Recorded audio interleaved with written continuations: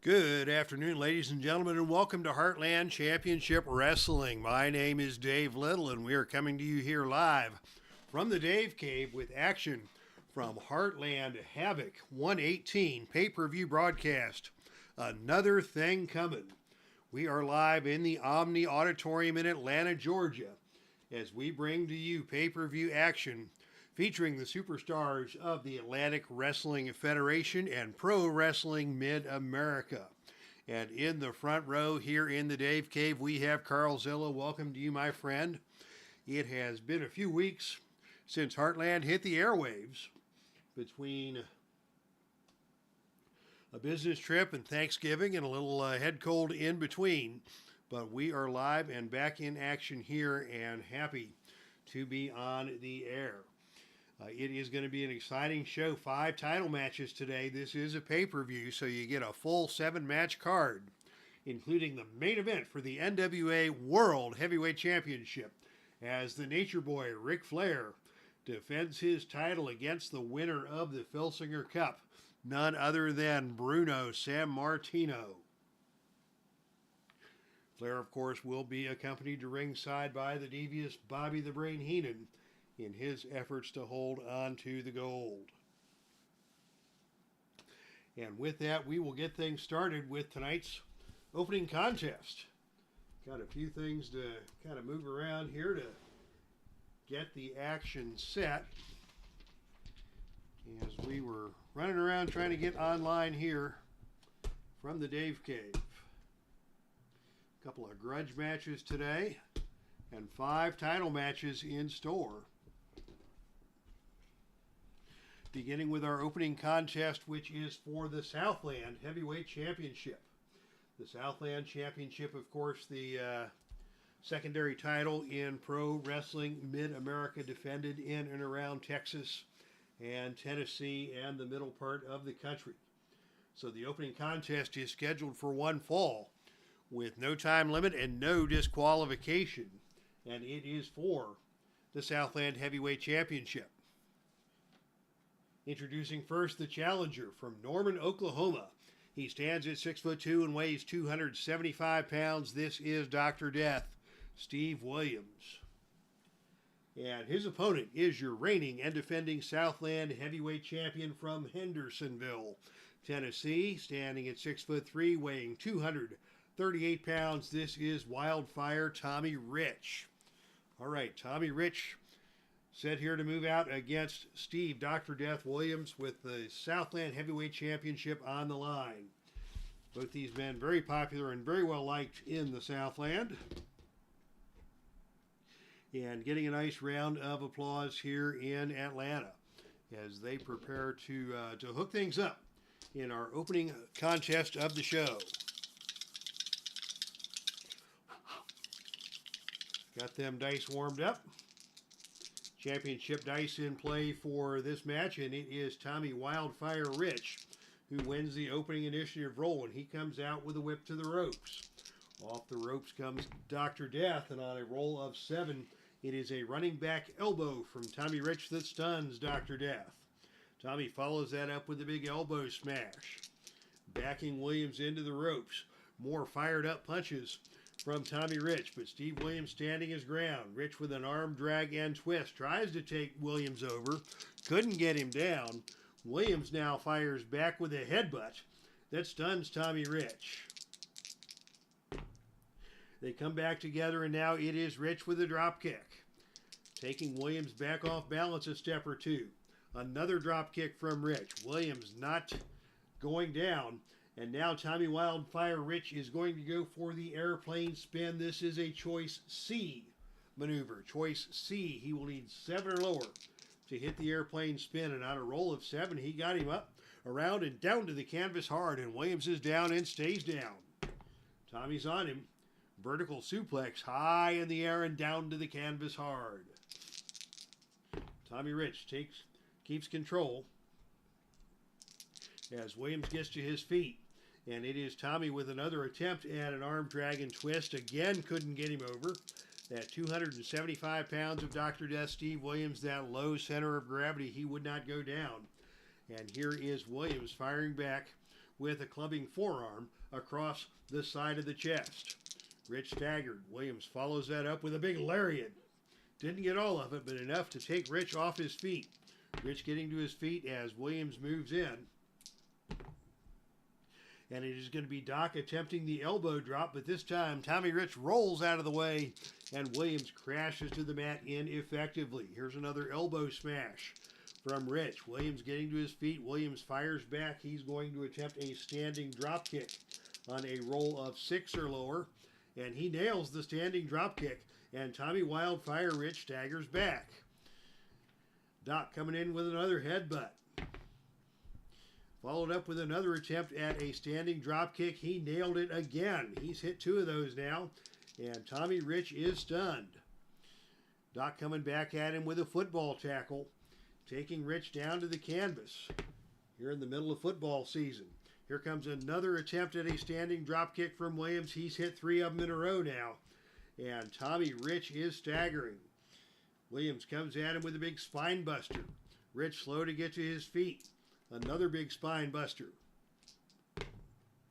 Another attempt at a standing drop kick. This time he couldn't connect. And it is Tommy Wildfire Rich who comes back with an arm drag and twist. Still can't get Williams to get down.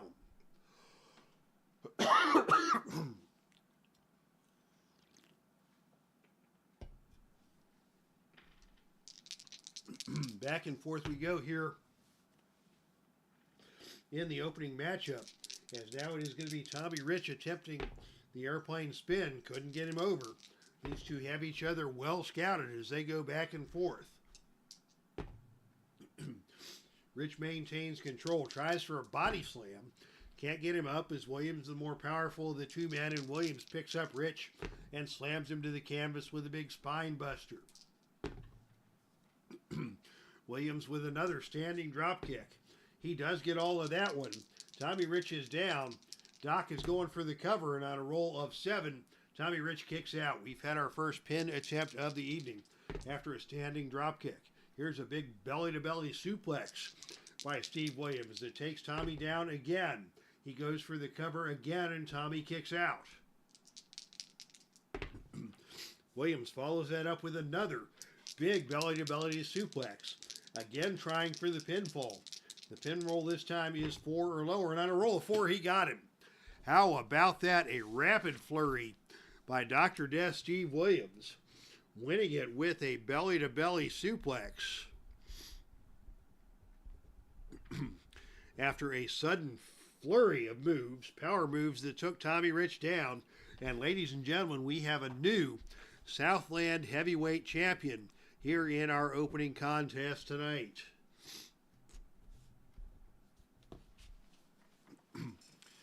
How about that is Steve, Dr. Death Williams opens the show with an outstanding victory.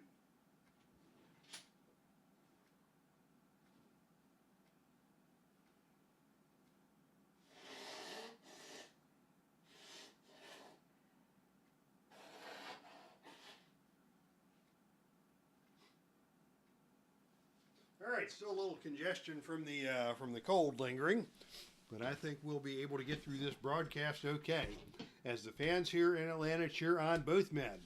And it is Tommy Rich who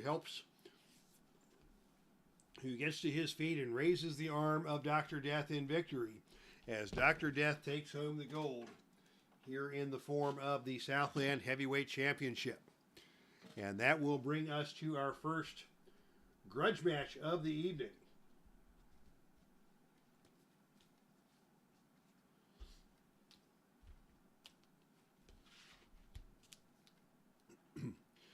And this will be a steel cage match, or excuse me, a Singapore cane match. As we, I don't believe I've done a Singapore cane match as of yet. But we will set that up here using the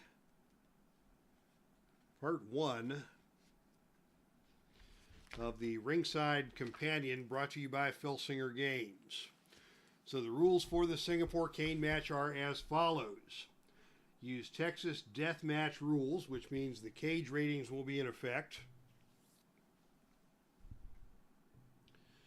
Sometimes the wrestlers drop their canes and fight a regular match, and other time they try to use the canes. Whenever a wrestler rolls 1 on any level of offense, the Singapore cane comes into play. So we'll see how this goes. The following match is scheduled for one fall to a finish with no disqualification. This is a Singapore cane match. Introducing first, from Pittsburgh, Pennsylvania, standing at 6'1", weighing 243 pounds. This is the franchise Shane Douglas. And he is accompanied at ringside by Terry Funk and Jackie Fargo, representing the faction known as 3W, Whatever We Want. These guys do whatever they want. And Shane Douglas is still carrying the moniker of Prospect as he tries to earn the favor of Jackie Fargo and Terry Funk and Jimmy Hart and all those representing this faction known as Whatever We Want. And his opponent stands at 5'11", weighs 255 pounds, out of Marieville, Quebec, Canada. He is wrestling's worst nightmare. This is Kevin Steen. And Steen, of course, as you know, a former prospect in the Whatever We Want faction who did not make the grade and was given his walking papers and, in fact, replaced in that prospect role by Shane Douglas. And these two have had an ongoing feud ever since that is going to culminate in tonight's Singapore cane match here in the Omni in Atlanta. So we have got the principals in place. As Steen and Shane Douglas set to square off. Singapore canes in hand, and the opening initiative roll goes to Kevin Steen. And it is Steen who is going to try for a super kick coming out of the jump. That's a choice D maneuver. So he will need a roll of 9 or lower to complete the super kick. And on a roll of 5, he nails it. And Douglas immediately is hurt. Steen follows up on that with a big somersault leg drop. Douglas gets out of the way of that, and Douglas comes back with a whip to the ropes. Off the ropes comes Kevin Steen, and on a roll of 7, Douglas hits him with a running back elbow to maintain control. And now Douglas the first to go to the Singapore cane. We go to the Singapore cane chart, and on a roll of 6, both wrestlers try to be the first to grab the Singapore cane that is lying on the mat. On the even roll, the cane will be picked up by Shane Douglas, and on a roll of 4, he gets it and is prepared to do some wailing away on Kevin Steen. And on a roll of 3, Shane Douglas tries to smash Kevin Steen with the Singapore cane, but Steen ducks, and he smashes Shane Douglas with the cane. How about that? The best laid plans off to go awry, and Steen got the shot in there, and now it is Steen with a big senton bomb crashing down onto Shane Douglas. Douglas in a bad way here. Another somersault leg drop executed by Kevin Steen. And Douglas finds himself on the receiving end of some punishment here. As Steen moves in and is going to try the super kick once again. And this time Shane Douglas dodges the super kick. And it is Shane Douglas who throws Steen into the ropes and smashes him with the Singapore cane. Douglas now in control. I'm going to use the Singapore cane a little more often than the chart calls for it. Whenever a move is missed or reversed, I'm going to go to the Singapore cane match chart instead of doing all this grappling, especially with these two guys who would just as soon beat each other with Singapore canes as wrestle anyways. And now another shot, a deadly move by Shane Douglas onto Steen with the Singapore cane. And down goes Steen. He takes the first point of fatigue in this match. And Shane Douglas now is going to go for the belly-to-belly suplex. He's going to try and finish him off right here. Pin roll will be 3 or lower, and on a roll of 8, Steen is able to kick out. But Douglas has taken control. And Douglas now is going to pitch Steen out of the ring and down to the arena floor. But it is Steen who whacks Shane Douglas with the steel cane, with the Singapore cane. And now we're going to go to the odd-even roll with Steen getting the benefit of the even roll. And on a roll of 1, it is Shane Douglas who grabs Steen and picks him up and slams him down in a pile driver onto the floor. Will Steen be counted out here on a roll of 4 or lower? He will not. And the match will continue. Steen busted open as a result of that pile driver onto the floor as Steen crawls back into the ring with Douglas following along. Here's a big suplex by Shane Douglas that takes Steen down, but now Steen is going to roll out of the ring once again. Shane Douglas is on him, and it is Shane Douglas who Irish whips Kevin Steen into the ring steps. Steen in trouble here as Douglas makes his move. Douglas going now for the Pittsburgh plunge. He's going to go for the cover. The pin roll is a 4, and on a roll of 11, Steen kicks out yet again. Steen busted open. Douglas in charge, and Douglas now is going to grab the leg of Steen as Steen was trying to escape from the ring yet again, and now it is Douglas with a big back suplex that sends Steen crashing down to the canvas as we say hello to Mark Ferguson now in the chat. Shane Douglas now with a whip to the turnbuckle. Off the turnbuckle comes Steen, and on a roll of 7, it's a big kick by Shane Douglas. That stuns Kevin Steen. Inverted rolling neck snap delivered by Douglas on dropping Steen to the mat. Followed up by a running knee lift. Steen is still in trouble here as Shane Douglas takes him up and slams him face first into the center of the ring with a gourd buster. And now it is Steen rolling out of the ring yet again. And on a roll of 11,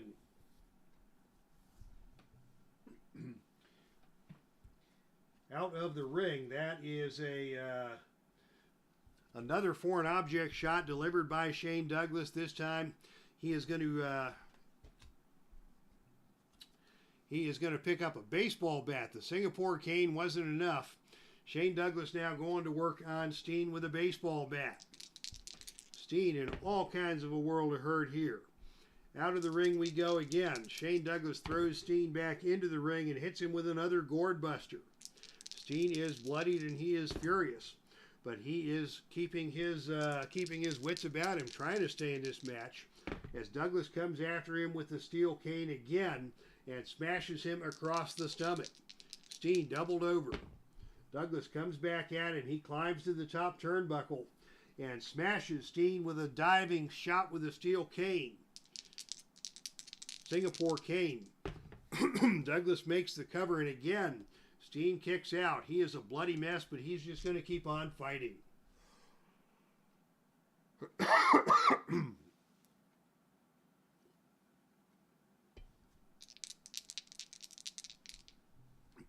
As Pops Reviews now joins the chat room. Here is another big pile driver by Douglas, right on the center of the ring. He goes for the cover again, and Steen still will not stay down. Kevin Steen fighting heart and soul to battle Shane Douglas.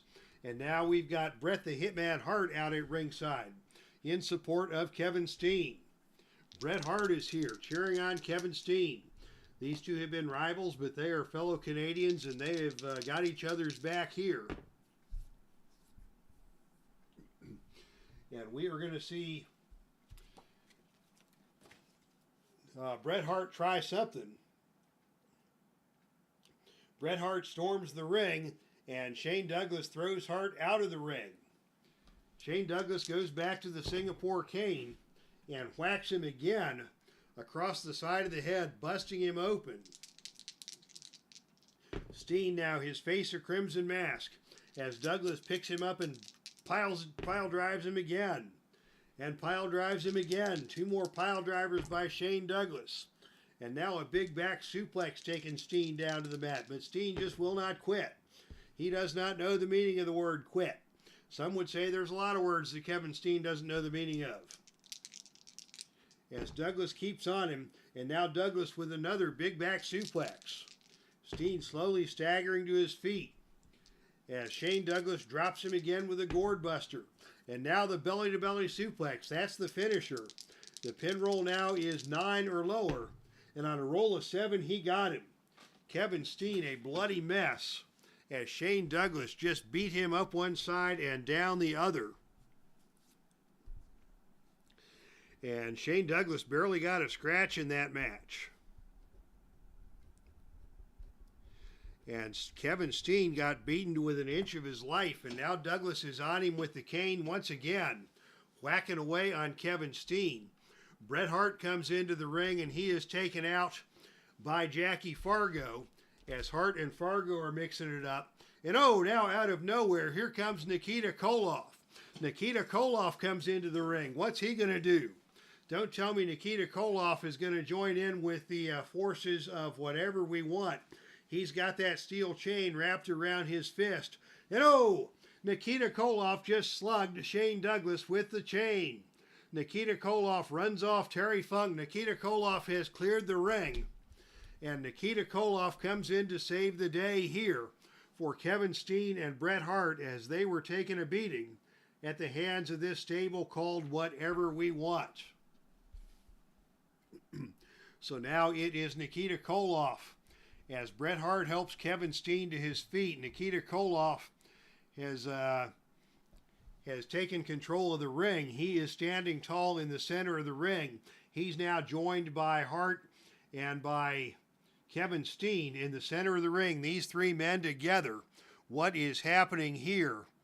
This new alliance between Nikita Koloff, Bret Hart, and Kevin Steen, and now they're flashing a hand symbol. And fans, we've seen that hand symbol before from different people in different parts of the Heartland. We saw Bryan Danielson and the Rock and Roll Express flashing this same hand signal up in Patriot Championship Wrestling. I don't know what this is, but Nikita Koloff has asked for the microphone, and he has made the announcement. This hand signal that he is flashing is American Sign Language, and it appears to be the letter J and the letter A. And Nikita Koloff has announced that a new faction has been formed around the Heartland, and they're calling themselves Justice for All. So whenever injustice takes place, whether it is here in Pro Wrestling Mid-America, whether it's up in Patriot Championship Wrestling, any place in the Heartland, Justice for All will be on the lookout to stand tall against some of these factions that have arisen and been causing trouble all over the Heartland. So congratulations to Nikita Koloff and Bret Hart and Kevin Steen, the new faction representing Justice for All here in the Heartland. The Pro Wrestling Mid-America chapter of the Justice for All faction has been formed. All right, a very exciting match that we just saw there. Kevin Steen got beaten to within an inch of his life and almost taken out for good by the members of the Whatever We Want stable before he was saved by Bret Hart and Nikita Koloff, representing this new faction that will be known as Justice for All. They've got the A, they've got the J, and they bang those hands together. It is Justice for All, baby. And it is a new era for the good guys in Heartland Championship Wrestling. All right, how about that? Ladies and gentlemen, we are ready for our next contest as the ring has been cleared. The following contest is scheduled for one fall with a 45-minute time limit. Disqualification rules will be in effect for this contest.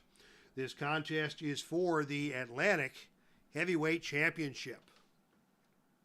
Introducing first, the challenger from Kings Lynn, England.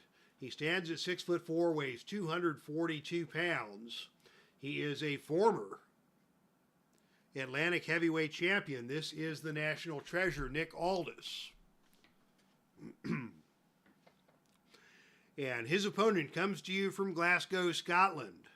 Standing at 6'2", weighing 232 pounds, he is your new reigning and defending Atlantic Heavyweight Champion. This is Roddy Piper.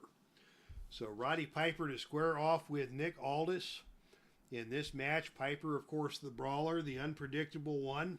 You never know what you're going to get with this guy, and he is squaring off against Nick Aldis, the penultimate, prototypical, scientific grappler. And I don't know about you all, but I have always been a fan of Nick Aldis, and I am so glad to see him getting his shot at the big time in WWE with his on-screen role on SmackDown. Well-deserved opportunity for a guy who can do it all. He can wrestle, he can talk, he looks great, and he is a compelling personality indeed, and I am glad to see him getting his shot at the big time. But tonight his shot is going to be at Roddy Piper as Aldis attempts to regain the Atlantic Heavyweight Championship here at the pay-per-view.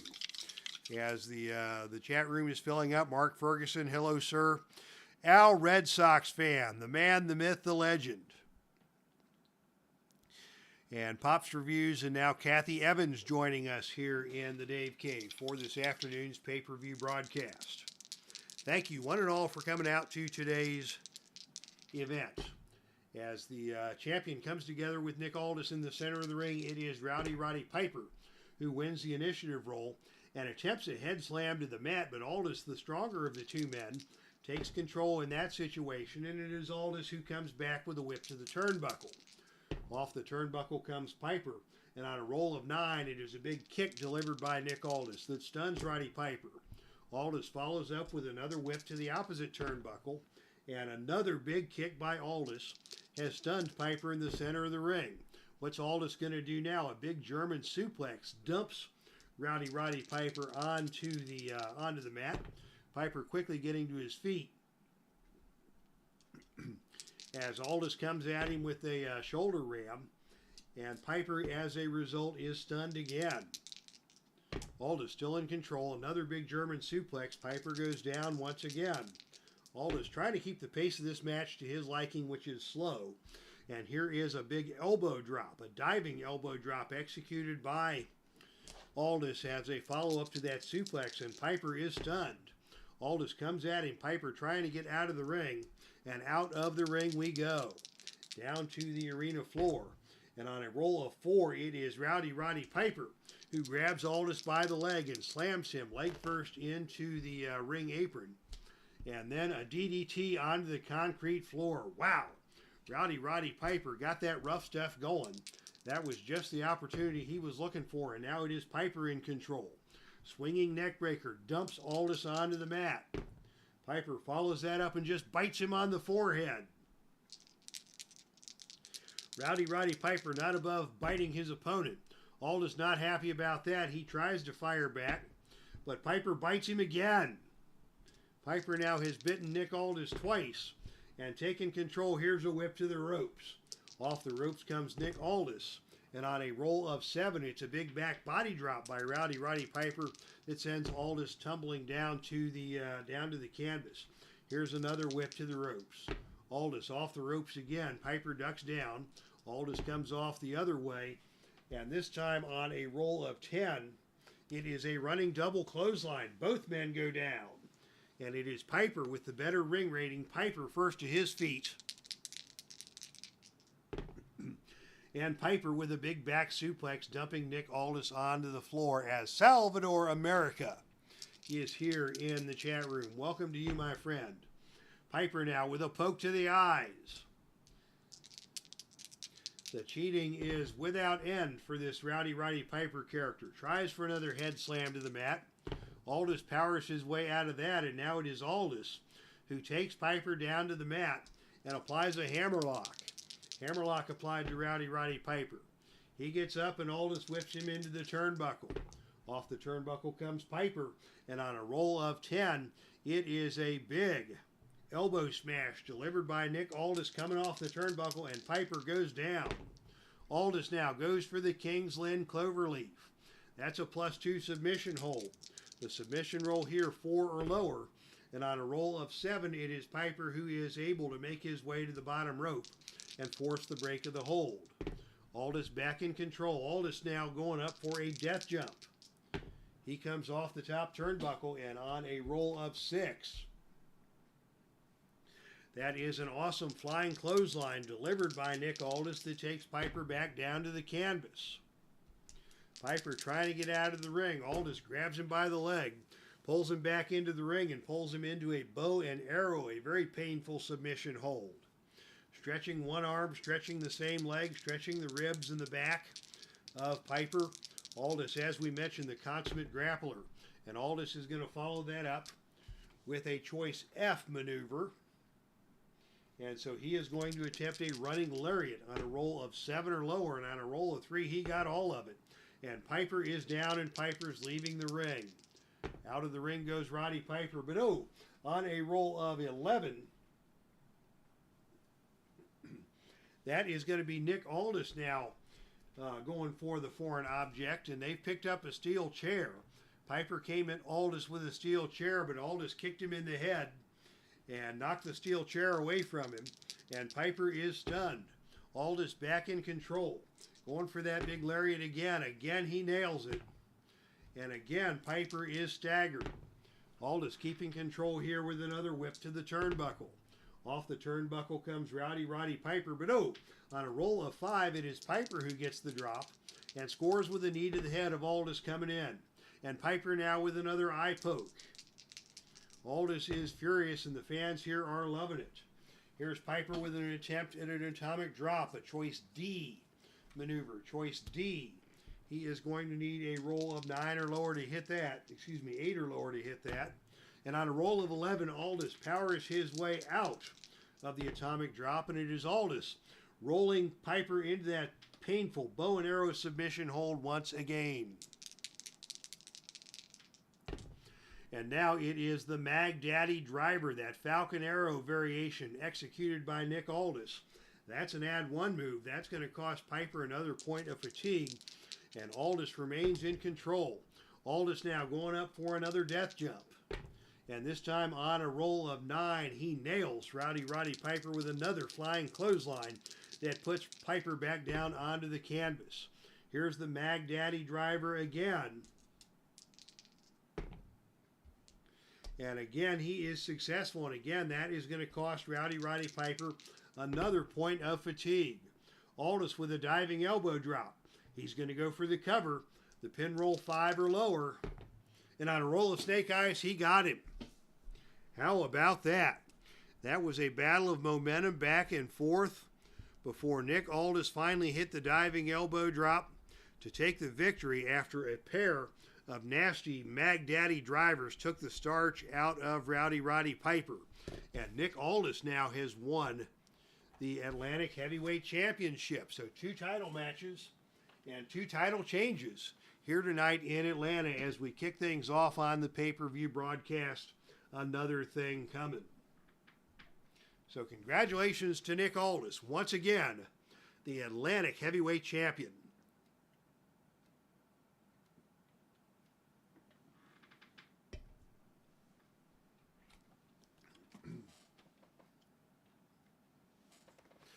Definitely an upset, says Carl Zilla. I wouldn't be so sure about that. Aldis really a good wrestler, and I would have called that a sort of an even match from the get-go, as they have now traded victories, and their next confrontation will be 2 out of 3 falls to decide once and for all who will maintain possession of that Atlantic Heavyweight Championship title. All right, ladies and gentlemen, the following contest is a grudge match, and this one has been months in the making as the aggression has built up between these 2 men and their respective tag teams.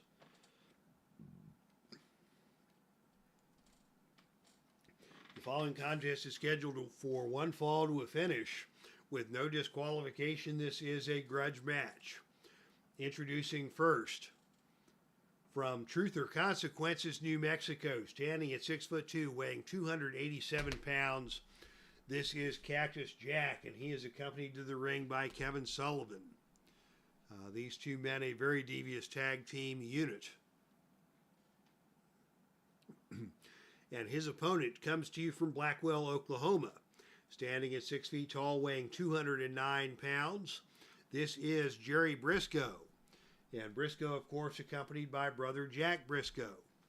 The Brisco brothers and the team of Kevin Sullivan and Cactus Jack feuded most of the summer over the NWA World Tag Team titles.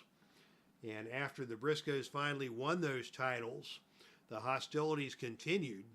And Cactus Jack scored a couple of cheap shots on Jerry Brisco, and Brisco would not be denied until he got this opportunity for a one-on-one grudge match against Cactus Jack. And really, Jerry Brisco has nothing to be gained here except pride. The Brisco brothers still your NWA World Tag Team champions.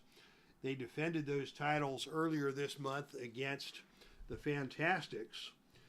So the Sullivan and Cactus Jack no longer contenders for the World Tag Team titles, but still the bad blood here runs deep.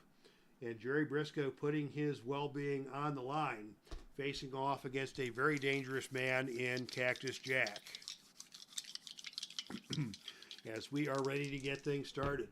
And the opening initiative role is won by Jerry Brisco. One to teach this crazy dude a lesson. Jerry Brisco comes out and attempts a drop kick, a choice C maneuver.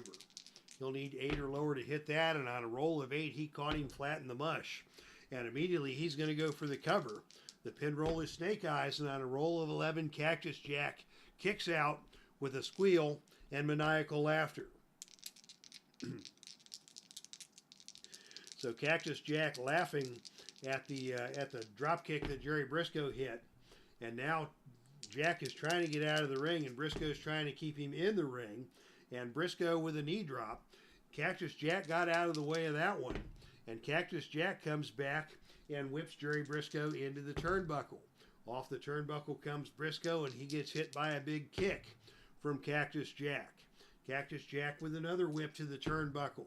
And this time it is Jack who comes charging recklessly into the corner. Jerry Brisco got out of the way. Cactus Jack hit the turnbuckle and tumbles out of the ring and down to the arena floor.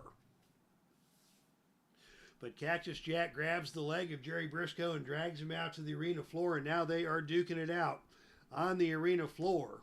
And it is Cactus Jack who wins the brawl on the arena floor. Excuse me, no, the odd roll is Jerry Brisco who wins the brawl on the arena floor. With a backdrop onto the announcer's table. Cactus Jack came at him wildly. Brisco smartly ducked down and dumped Cactus Jack over his shoulder, and Cactus Jack crashes down onto the announcer's table. Epic Dave goes scattering. Lance Russell goes scattering. Gordon Soley goes scattering. We have an all-star broadcast team here in the Omni, and they are scattered all over the place as Cactus Jack just went through the table. Back in the ring now, Brisco with an Oklahoma side roll tries to get a pinfall on Cactus. Cactus kicks out of that. And immediately Brisco picks him up and dumps him down with an airplane spin. Jerry Brisco really doing his best to keep this match in the ring and on the mat, as Cactus Jack again tries to escape the ring, and Brisco picks him up and instead whips him to the turnbuckle. Off the turnbuckle comes Cactus Jack, but on a roll of 6, it is Jack with a knee to the head that stuns Jerry Brisco. Jack now in control. Jack with a big stump pile driver, dropping Brisco on his head in the center of the ring. Jack follows that up with a big elbow drop, but Brisco gets out of the way. And Brisco is going to try that drop kick again on a roll of 8 or lower, and again he hits it. And now Cactus Jack is down and rolling out of the ring and down to the arena floor. And this is where Cactus Jack wants to play. But on a roll of 9, it is Brisco who's going to wait him out in the ring and not get drawn out into a battle on the arena floor. Jack frustrated as he slams the mat. He's waving his arms at Jerry Brisco, trying to goad him into a brawl. Brisco ain't having it. And as Cactus Jack comes back into the ring, Brisco grabs him and hits him with another airplane spin and dumps Cactus Jack back down to the mat again. Briscoe in control, and now Briscoe going up for a death jump. And on a roll of 11, it is Jerry Briscoe coming off the top turnbuckle. As Cactus Jack staggers to his feet, Briscoe nails him. Briscoe goes for the pin. The pin roll is 3. And on a roll of 9, Cactus Jack kicks out once again. Jerry Briscoe still in control. Butt drop to the leg. Jack finally gets to his feet. And Jack just grabs Jerry Briscoe by the neck and starts choking him down. Cactus Jack is choking Jerry Briscoe. Cactus Jack is squealing like a maniac. Jerry finally gets free, and Cactus just whips him into the turnbuckle back first. And as Briscoe comes off, Cactus Jack nails him with a right hand upside the head. Cactus Jack now in control. Cactus Jack tries choking Jerry Briscoe on the ropes. Briscoe escapes that with an elbow, picks him up over his shoulder, and dumps him with a Samoan drop-type maneuver. And now Cactus Jack rolls out of the ring once again, dragging Jerry Briscoe out to the arena floor. They're duking it out on the arena floor. And this time it is Cactus Jack winning the brawl on the arena floor with an Irish whip into the steel steps. Irish whip, and Cactus Jack sends Briscoe crashing into the steps using our out-of-the-ring action cards once again. Carl Zilla, the creator of those cards, here in the chat room today. As Briscoe takes some punishment, and Cactus Jack is going to keep the action out of the ring again. And again, it is Cactus Jack bullying Briscoe on the arena floor, picking him up, and with a big body slam down onto the arena floor, Briscoe is staggered. Comes back into the... here comes Cactus Jack. As Jerry Briscoe climbs back into the ring, Cactus Jack hit him with that cactus clothesline, taking him over the top rope, both men crashing down to the arena floor, and that puts a point of fatigue on both men. Cactus Jack sacrificing his body to do damage to Jerry Briscoe. And now we're going to have some out-of-the-ring shenanigans as both men are out of the ring. And on a roll of 7, it's going to be the foreign object in play. We've got the ring microphone in play. Who is going to gain control of the ring microphone? It is actually Jerry Briscoe who grabs the microphone and slams it into the head of Cactus Jack. Cactus Jack was busted open by the ring microphone as Jerry Briscoe clocked him upside the head. And now Briscoe tries for a lateral guillotine back in the ring, trying to get the match back under the pace that he would like. Trying to keep control with a falling leg drop. And now he goes for a fireman's carry, but Cactus Jack powers his way out of that one and just dumps Jerry Briscoe neck first onto the top rope. And Jerry Briscoe now is stunned. Briscoe dropped throat first across that top rope. And now Jack drops the elbow on him. And now Jack is going to follow that up with a attempt at a big body slam. Jerry Briscoe gets out of the way of the big body slam. And it is Briscoe instead who is going to try a single leg takedown. Jack will not go down. And instead, Jack tries a body slam. Jerry Briscoe escapes that, hooks the leg, takes Cactus down to the mat, tries that drop kick again, and he nailed that drop kick onto Cactus Jack. And Cactus Jack goes down once again. Jerry Briscoe wrestling the match of his life, and he better be, because he's wrestling for his life. And now Briscoe going up for another death jump. And on a roll of 8, he hits a missile drop kick off the top rope, and Jack is down. Leg drop executed by Jerry Briscoe. Both men to their feet. Cactus Jack grabs the initiative there. Sends a swinging neck breaker that dumps Jerry Briscoe down to the canvas hard. Briscoe dumped by that swinging neck breaker. And now another big cactus clothesline taking both men out of the ring once again. Wow. Cactus Jack and Jerry Briscoe both in a heap on the arena floor as Jack gets to his feet. And now he goes to the ring apron and performs a somersault leap onto the arena floor. A big cannonball that puts another point of fatigue on Jerry Brisco as Brisco goes crashing to the ground. This guy is crazy. Jerry Brisco has no idea what he got himself into. And now we're going back to the shenanigans chart. And again, another foreign object is coming into play. This time it is a roll of athletic tape. They grabbed a roll of athletic tape off of the, out from under the ring. And this time it is Cactus Jack who is choking down Jerry Brisco with that roll of athletic tape. Brisco being choked out.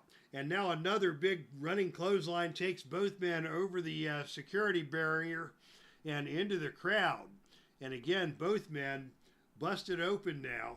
Jerry Brisco has a cut across the side of his face from where Cactus Jack was choking him down. Jack back in control. Out of the ring we go again. And now they are going to get Kevin Sullivan involved.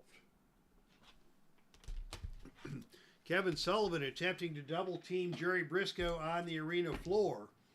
And oh, on a roll of snake eyes, it is a double team viciously on Jerry Brisco. Double arm DDT performed by Cactus Jack. And Jerry Brisco manages to kick out. Oh my goodness, the pin roll was 10.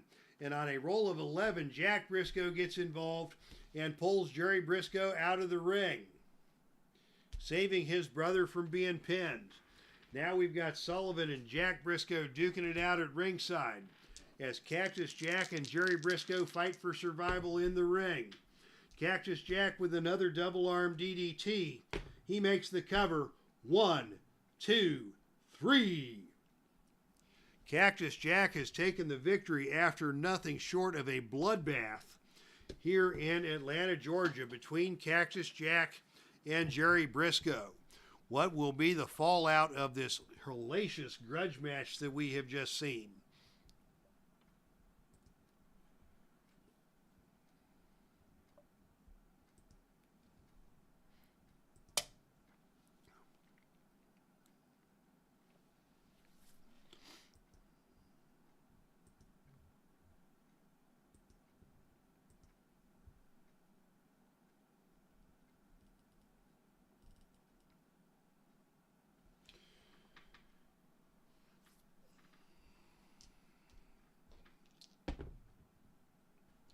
And it is going to be Cactus Jack taking charge. Look at that gut check roll. By a score of 12-1, Cactus Jack wins the gut check roll, and that means a brutal beating for Jerry Brisco. As Sullivan and Jack Brisco are duking it out outside the ring, Cactus Jack just took the ring bell and slammed it into the head of Jerry Brisco. And Brisco is knocked out cold at ringside. So we are going to have to see what happens to Jerry Brisco, who has just literally had his bell rung by Cactus Jack with the ring bell after the match spilled out to the arena floor. And Jerry Brisco is down, and Cactus Jack is laughing like a screaming maniac fool. And Kevin Sullivan has joined his tag team partner in standing over the fallen body of Jerry Brisco as Jack Brisco calls for help urgently with Jerry Brisco down on the floor. And he is looking to be in very bad shape after Cactus Jack just cleaned his clock with the ring bell following that grudge match. Wow, what a nasty scene we've seen there. And we knew that Jerry Brisco was putting his wrestling future at risk. Give Jerry Brisco all the credit in the world. He wasn't going to back down from the challenge. And he wrestled and he put up one heck of a fight, but Cactus Jack just repeatedly threw caution to the wind and annihilated both men with those vicious cactus clotheslines over the top rope until the opportunity presented itself. Kevin Sullivan got involved. Jack Brisco got involved, and when all was said and done, it was Jack getting the pin, and Jack getting a cheap shot in on Jerry Brisco, who is now going to have to be taken away to a local medical facility. Probably Grady Hospital, the leading trauma center in Atlanta, Georgia. In fact, the only level 1 trauma center remaining in Atlanta, Georgia is Grady Grady Health Center, a place where I've actually visited professionally in my day job, and now the place where Jerry Brisco is going to have to get checked out as a result of the extracurricular activities following that devastating grudge match. Bang bang, says Pops Reviews. Yeah, I wasn't sure how to resolve that end of the match feud. I decided to go with the gut check roll, and sure enough, it came out 12-1, which is the most one-sided of all possible gut check rolls. And Cactus Jack took advantage of that situation in devastating fashion. Wow. Silence has fallen here at the Omni, as Jerry Brisco has been taken away, and the ring is now being prepared for our next contest. Ladies and gentlemen, the following contest is a tag team attraction, scheduled for one fall with a 60-minute time limit. Disqualification rules will be in effect. And this match is for the Atlantic Tag Team Championship. Introducing first the challengers.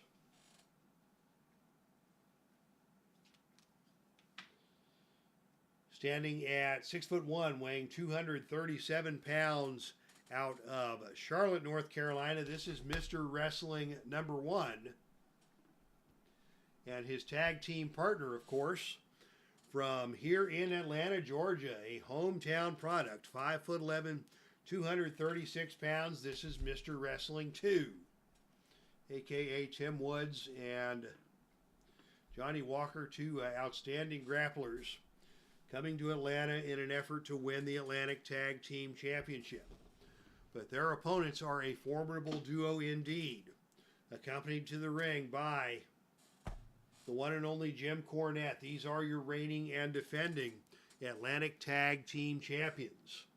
Introducing first from Huntsville, Alabama, standing at 6 feet, weighing 233 pounds, this is beautiful Bobby Eaton. And his tag team partner out of Myrtle Beach, South Carolina, 6'1", 225 pounds, this is Sweet Stan Lane. So Bobby Eaton and Stan Lane set to go to battle here, defending the Atlantic Tag Team Championship against the challengers, Mr. Wrestling 1 and 2. All right, the ring is ready. Championship dice back in play here for the following contest, as Mr. Wrestling 1 comes out to take on Stan Lane to open the match. And the opening initiative roll is tied. And you know what that means, shenanigans in play. And in this title match, it will be Tim Woods going to the face to the mat highlight center booklet.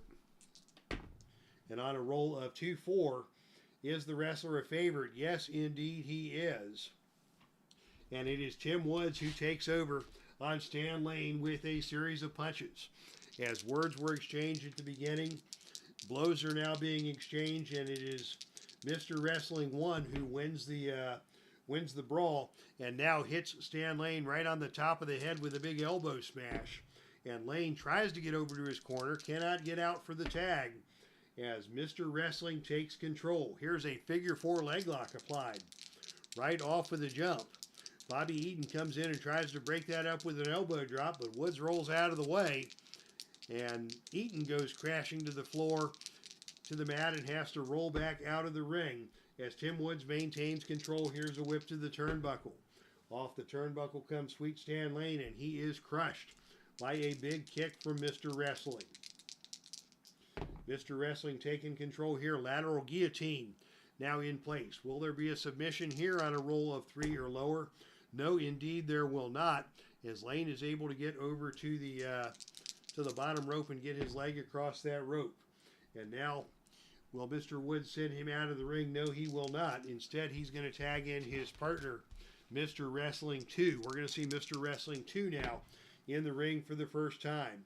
And Wrestling 2 takes right over with the head scissors. But oh, Stan Lane nips out of the head scissors. Very impressive athletic maneuver there. And now it is Stan Lane with a whip to the ropes. Off the ropes comes Mr. Wrestling 2. Lane drops down. And as Wrestling 2 comes off the other way, it is a roll of 9, and that is the power rating. Mr. Wrestling 2, the stronger of these two men, knocks Lane back down to the canvas. Wrestling 2 back in control. As Lane gets to his feet, it's a headlock takeover, and back down to the canvas goes Sweet Stan Lane. Finally, Lane able to make the tag to his partner, Beautiful Bobby. And now Eaton comes into the ring for the very first time to square off against the technical wizardry of Mr. Wrestling 2. And it is Eaton attempting a fist drop, and he nailed him right upside the head. Wrestling 2 wasn't ready for that, and now Lane takes him down with a divorce court, wrenching the shoulder of Mr. Wrestling 2. Eaton immediately going to some high impact maneuvers here. A big vertical suplex takes Mr. Wrestling 2 down to the canvas. And Eaton now is going to go up for the death jump. Death jump attempted here by Bobby Eaton, and on a roll of 5. Oh, how about that? It is Mr. Wrestling 2 quickly to his feet and throws Bobby Eaton to the canvas. Eaton is down, and Mr. Wrestling 2 now in control. He is going to attempt a body slam. This is a choice C maneuver, meaning he will need a roll of 9 or lower to accomplish that. And on a roll of 9, he got him. And it is Eaton now looking for a tag, but unable to get there. Mr. Wrestling 2 back in control. Front face lock. Taking Eaton down to the canvas. Eaton gets to his feet. Grabs a headlock and a punch to the side of the head. Eaton with a headlock and a sucker punch to Mr. Wrestling 2 to regain control. Here's another big fist drop, and again, he got all of that one. And Mr. Wrestling 2 is down. And Eaton now going for a slingshot backbreaker. Boom! Down to the canvas goes Mr. Wrestling 2. Eaton goes for the cover. The pin roll is 3 or lower. And on a roll of snake eyes, he may get him. And on a roll of snake eyes, he got him. How about that? Out of nowhere, the slingshot backbreaker for Bobby Eaton. And the pinfall with a pull of the tights. We do have a chart for that. The flash pin chart comes into effect here. And on a roll of 6, that may be an injury. So Eaton hit that slingshot backbreaker. Mr. Wrestling 2 hits hard and hits funny, and he is injured in the center of the ring as Eaton took him down and covered him just like that for the pin. And the Midnight Express have retained the Atlantic Tag Team Championship here in Atlanta. Fans not very happy about that, and some concern being shown for Mr. Wrestling 2. The referee's decision, or the promoter's decision on that, on a roll of snake eyes on a flash pin. I do not allow pin saves because nobody's expecting that to happen. And sure enough, Mr. Wrestling 2 went down and was injured on the move and unable to kick out of the lateral press from Bobby Eaton. And the Midnight Express have successfully defended the titles in stunning fashion. So we'll have to get an update on Mr. Wrestling 2. Unfortunately, right now the ambulance crews are busy tending to the whatever's left of Jerry Briscoe after Cactus Jack got done with him. But the trainers are out and tending to Mr. Wrestling 2 after that injury suffered on the backbreaker as delivered by Bobby Eaton. So thoughts and well wishes to Mr. Wrestling 2 in that situation. It happens, says Pop's Review. Indeed, sir, you are correct. Now we've got 2 more championship matches to go, and these 2 are going to be something special. Ladies and gentlemen, the following contest is scheduled for one fall with a 45-minute time limit. Disqualification rules will be in effect, as this match is for the Pro Wrestling Mid-America Heavyweight Championship. Introducing first the challenger. He is accompanied to the ring by the Mouth of the South, Jimmy Hart, representing the stable known as Whatever We Want. He stands at 6'7", weighs 273 pounds, out of Sweetwater, Texas. This is Barry Windham. And his opponent is your reigning and defending Pro Wrestling Mid-America Heavyweight Champion from Beverly Hills, California. He stands at 6'1" and weighs 245 pounds. This is Nick Bockwinkel. You can bet somewhere down the line those 2 teams will meet again, says Salvador America. Indeed, sir, you are correct. As D. Scott Howard joins us in the chat room. Just in time for our penultimate match of the evening, with Nick Bockwinkel set to square off with Barry Windham with the Pro Wrestling Mid-America Heavyweight Championship on the line. Bockwinkel, Windham, 2 great wrestlers. Windham, you never know what he's got up with his sleeve, especially with Jimmy Hart and the members of the Whatever We Want stable at ringside. But Bockwinkel, of course, up to the task. He is the smartest man in the business. And it is Bockwinkel who wins the opening initiative role and comes right out with a whip to the turnbuckle. Off the turnbuckle comes Barry Windham, and Nick Bockwinkel immediately gets him with a big back suplex coming off the turnbuckle, and Windham immediately goes down. And Bockwinkel with a big pile driver, stunning Barry Windham. Bockwinkel taking control here early. Here is a elbow drop to the leg of Windham, as Bockwinkel wants to ground the big man. And now he's got Windham wrapped up in an abdominal stretch, doing everything in his power to slow down his bigger opponent. Bockwinkel now with a drop toe hold takes Windham down to the canvas. And Bockwinkel follows that up with an arm bar, neutralizing Windham. Windham finally gets to his feet, and it is Windham now who is going to attempt to escape that arm bar with a one-arm body slam, a choice B maneuver. Choice B. B is in Bockwinkel. B is in Barry Windham. So he can either attempt the standing drop kick on 6 or lower, or a whip to the turnbuckle with a rating of A. He's going to go for the standing drop kick. And on a roll of 7, Bockwinkel got out of the way of the drop kick. And Bockwinkel again with a drop toe hold takes Windham back down to the mat. Bockwinkel outfoxing Barry Windham here at every turn to open this match. As Windham struggles to his feet, Bockwinkel's on him, snapmares him back down. They get to their feet, come together in the center of the ring. Windham is now going to try that standing drop kick on 6 or lower. And on a roll of 6, he hit it. And Bockwinkel is hurt. Windham showing some of that athletic ability. Now here's Windham coming back with an attempt at an inverted atomic drop, a choice F maneuver, choice F.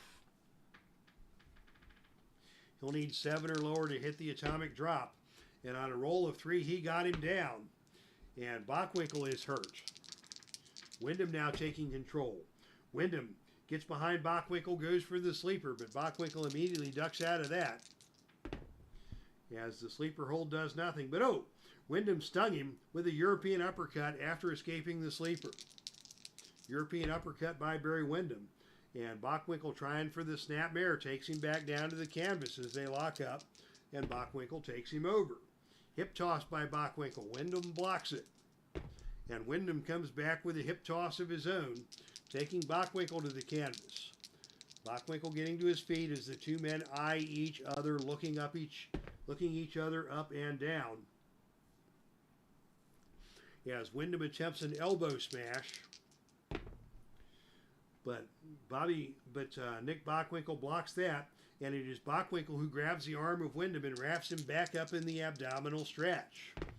Fine reversal there by Nick Bockwinkel. Bockwinkel now with a butt drop to the leg. He's going to follow that up with an attempt at a drop kick on a roll of 6 or lower. And on a roll of 8, WINDHAM survives the drop kick. And it is WINDHAM who fires back with an elbow smash. They're going toe-to-toe in the center of the ring.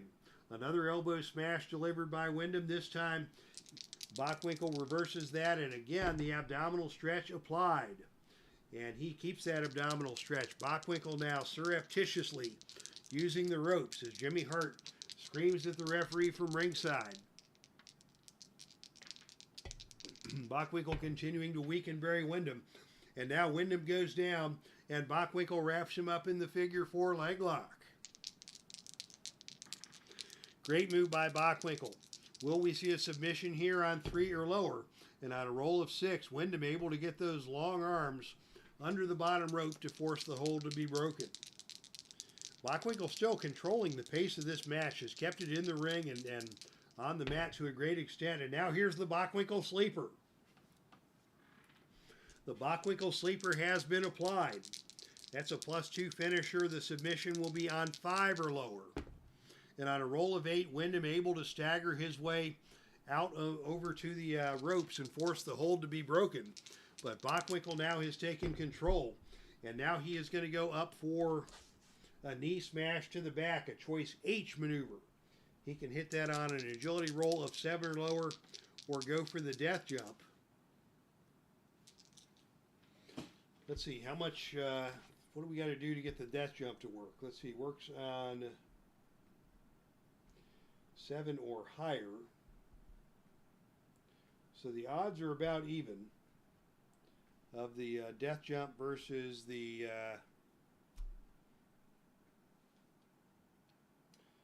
agility roll. But the agility roll is lower risk, so Bockwinkel's going to do the smart thing and try the agility roll. And he hits it. Good call by Bockwinkel. And Windham goes down after that knee smash to the back. Bockwinkel stays on him and pitches Barry Windham out of the ring and down to the arena floor. Surprisingly, Windham only a B-rated performer on the arena floor. But on a roll of 5, that is going to be a clean win for Barry Windham as he pulls Bockwinkel out of the ring and DDTs Nick Bockwinkel onto the arena floor. How about that move?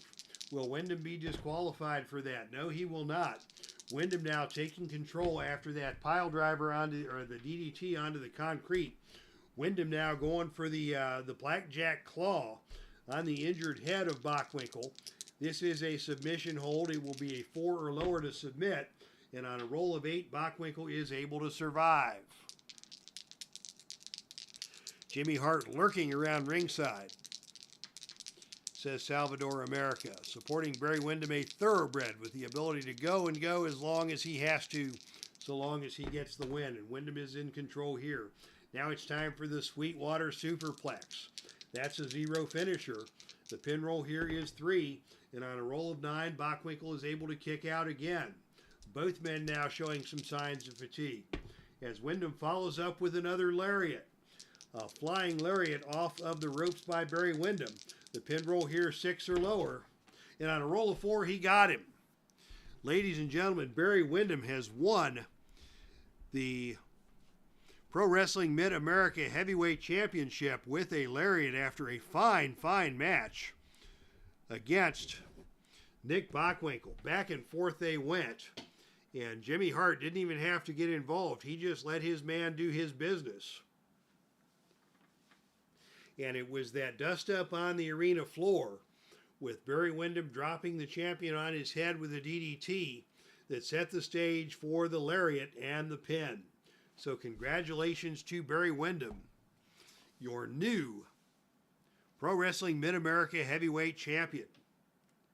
We've had 4 title matches tonight and 3 title changes here in Atlanta. And now that is going to set things up for tonight's main event of the evening.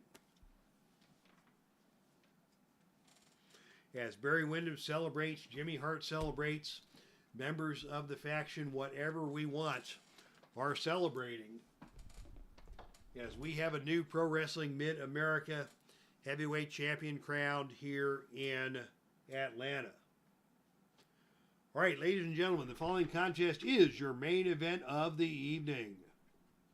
This match is scheduled for one fall with a 60-minute time limit. Disqualification rules will be in effect.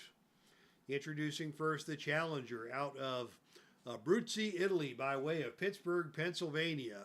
He stands at 5'10", weighs 265 pounds. This is Bruno Sammartino.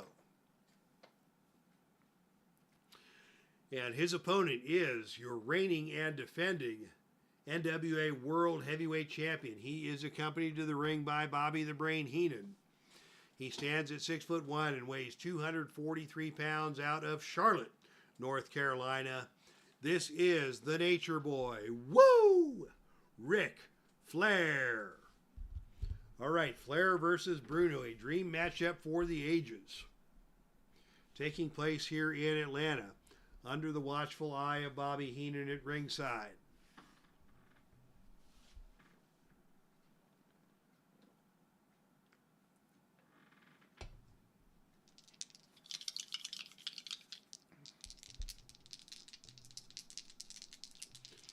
As the championship dice are in play. And oh, again, it is a tie on the initiative roll. So goofy things happening throughout the night here in Atlanta as Bruno Sammartino rolls the 3-6. Is he powerful? He is indeed the more powerful of the two men, and he just tosses the opponent out of the ring and tosses various objects on top of the wrestler on the arena floor. So Ric Flair doing some bad mouthing, Ric Flair doing some strutting, some styling and profiling. Bruno Sammartino takes exception to that, and he just pitches Flair out of the ring, throws the belt on him, throws his robe on top of him, and gives him a couple of boots to the ribs just for good measure.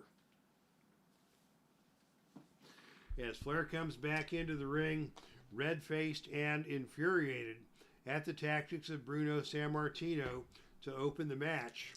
And as they come together in the center of the ring, it is Bruno with a big kick to the midsection that stuns Ric Flair. Bruno follows that up with a knee to the side of the head, and immediately Flair is going to roll out of the ring and take the match down to the arena floor. On a roll of 7, they're duking it out on the arena floor. That's the best man wins roll, and both these men have an even A rating on the arena floor. So it is Bruno with a pile driver onto the ring steps, winning the brawl and stunning the Nature Boy once again. Flair staggers around there, and oh, Flair just fell face first onto the arena floor after he got up from that pile driver. He was woozy, he was wobbly, and splat, face first onto the arena floor goes Ric Flair as the fans here in Atlanta cheer and chant for Bruno. Bruno now in control. Another big body slam as Flair comes back into the ring.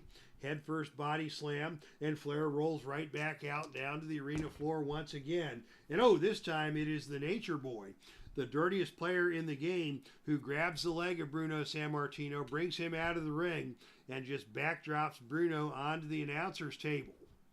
So Bruno's taking some punishment here, and Flair now in control after that second confrontation on the arena floor. Out of the ring, the match will stay. No shenanigans roll as of yet. And on a roll of 8, it is Flair winning the brawl once again on the arena floor with a big body slam onto the announcer's table. Once again, the dignitaries go scattering as another announcer's table is taken out, this time by Ric Flair on a big body slam. And now Flair with a big suplex as Bruno comes back into the ring, and now it is Bruno headed out to the arena floor. And it is Bruno who is going to take a foreign object shot from Ric Flair. Flair comes out of the ring and hits him with the broom. Bruno Sammartino takes a whack with the broom, and Bruno is going to have to beat back into the ring before the 10 count. After that broom shot, Flair got him clean upside the head. That's going to cost Bruno a point of fatigue, as Flair now is in control, and Flair now is going for the sleeper hold. Sleeper hold applied by Flair.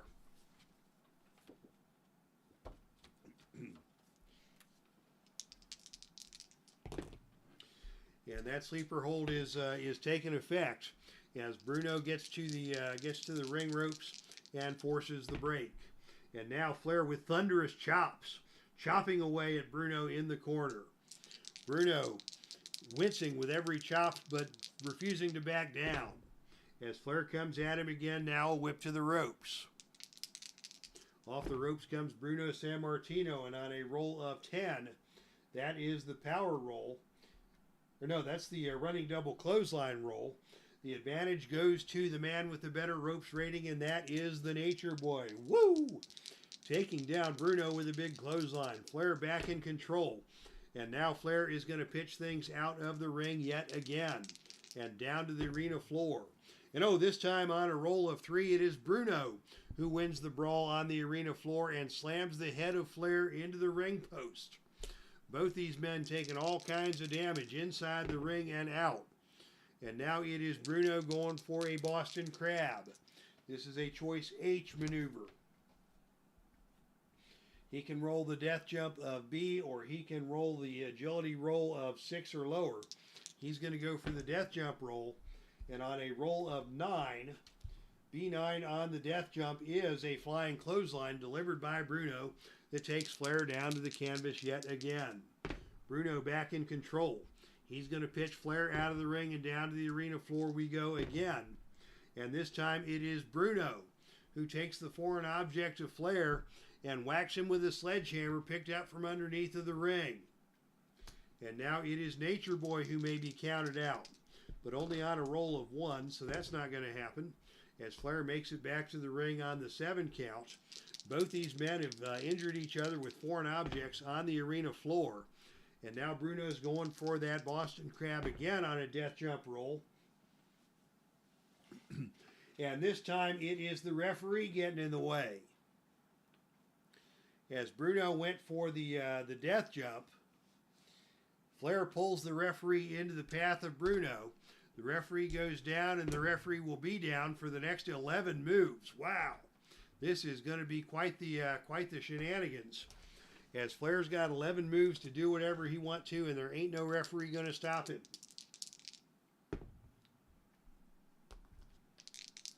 It is Flair taking control, and it is Flair going to the figure 4 leg lock. There's nobody here to count the pin, but that's going to cost Sammartino a point of fatigue and an injury point to the leg. Flair keeps on him, and Flair continues to apply the figure 4. As Bruno now screaming in pain, and there's no referee here. 9 moves to go. Flair now continues to apply the figure 4. And now is choking him on the ropes. Another point of fatigue. As Flair chokes his man on the ropes. 8 moves to go. Flair going up for a death jump. And this time he nails it. Flair nails Bruno with that death jump.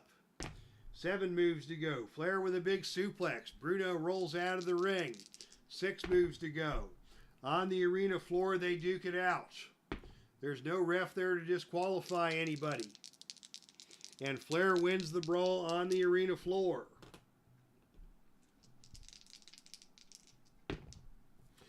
Flair now keeping the match out of the ring. And now they are going to brawl up into the crowd. The brawl goes into the crowd, and can't no referee stop it. We go to the gut check roll, which is won by the Nature Boy.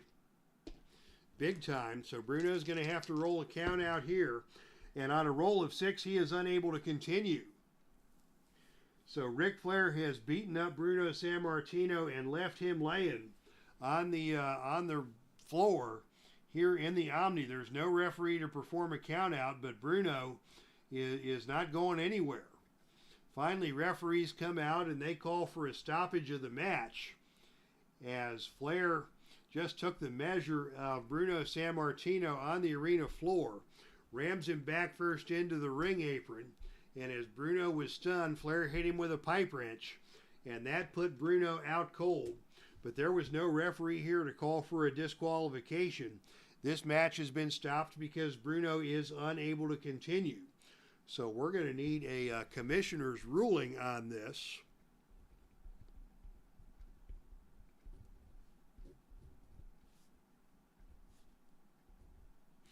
As Bruno Sammartino has been busted open with a pipe wrench and left out cold on the arena floor. Let's see if we have a commissioner's table here in the ringside companion to see how we are going to work this out. What a match for Ric Flair. Let's see, injury chart, commissioner charts, title shots. Well, we have got representing the NWA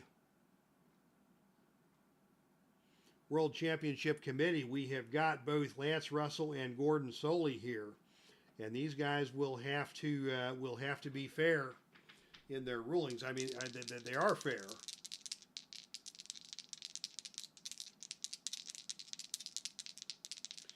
And we'll see what happens here. The roll is 11. Title match granted, but in a special match.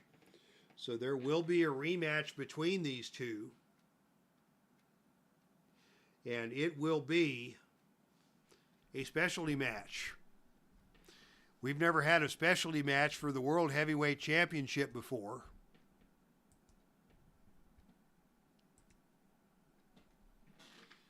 I do have a table for this, believe it or not. And on the roll of 12, it will be a tables match. A tables match for the NWA World Heavyweight Championship on our next pay-per-view. So what a conclusion to this match as Ric Flair and Bruno Sammartino battle outside of the ring. Flair hit him with a foreign object. Sammartino declared unable to continue. But the ruling from Commissioner Solie and Commissioner Russell is that a rematch will be held, and it will be held in the form of a tables match, because these two both wanted to get after it so badly on the arena floor. All right, so crazy ending to the show. And thank you to everybody who tuned in today. Got to be fair to Flair, says Pops Reviews. Flair did indeed take advantage of the referee being down, and by virtue of of Bruno being unable to continue and no referee here to declare a decision, this match has been thrown out and ruled as a no contest. But a rematch will be conducted in a tables match, thanks to the wisdom of the commissionary body here in Atlanta. All right. Thank you to everybody for checking things out tonight. D. Scott Howard, Pops Reviews, Salvador, America. Kathy Evans, Carl Zilla, Al Red Sox fan, Cleveland baseball fan 879. Missed you coming in, Todd. Always a pleasure to have you in the chat room. Mark Ferguson was here also. Thank you for tuning in. Thank you, everybody. It's good to be back on the air. I was away at a conference for a week, and then I came home sick and missed another week. Last weekend was Thanksgiving, and a good time was had by all. And today we are back online and back in action with the pay-per-view broadcast that we have just completed. So from the Dave Cave, this is Dave Little signing out. Thank you all once again for tuning in. That's our stream, and I am out of here.